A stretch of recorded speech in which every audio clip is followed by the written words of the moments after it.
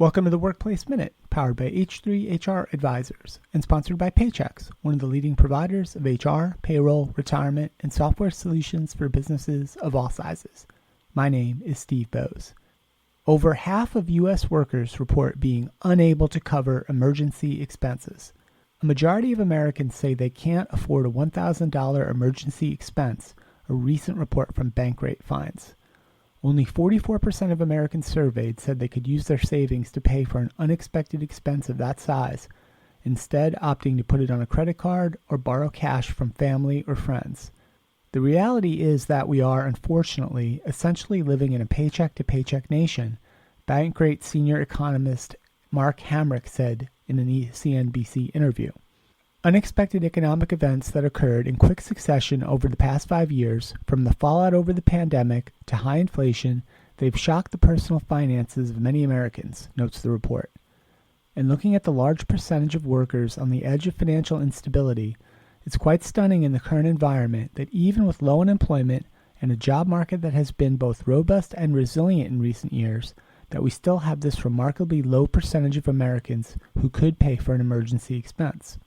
But the realization that many employees are struggling with their week-to-week and month-to-month expenses has led to growth in demand for employer-supported emergency savings plans. In these plans, employers make matching contributions to funds that employees set aside from their pay for emergencies.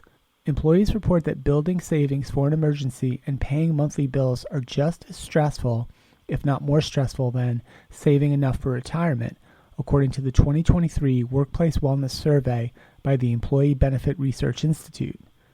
This is the first time in 4 years of this survey that saving for retirement is not the primary financial stress for employees.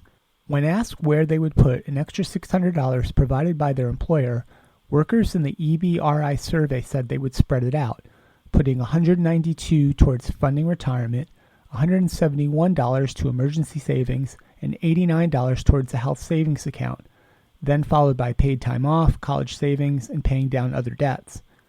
About 42% of employees want to be automatically enrolled in an emergency savings account through their employer, according to new research from the Bipartisan Policy Center. However, just 10% of employers offered these benefits in 2022, according to the human resource consulting firm Buck.